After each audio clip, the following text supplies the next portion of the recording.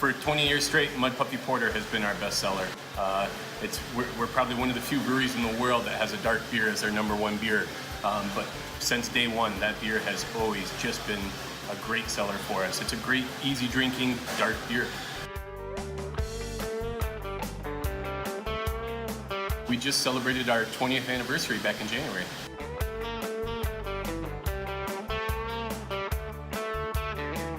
Festival Foods was actually one of our first customers over in the Marshfield market.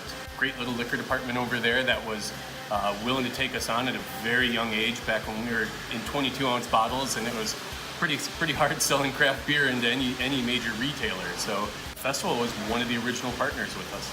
I always like to say the one thing that really helps us stand out is the way we care. The way we care about our employees, our people, the way we care about our community, the way we care for the environment.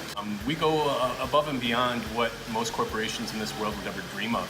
You know, does it make us good business people? Probably not, but does it make us really good people at the end of the day? Heck yeah.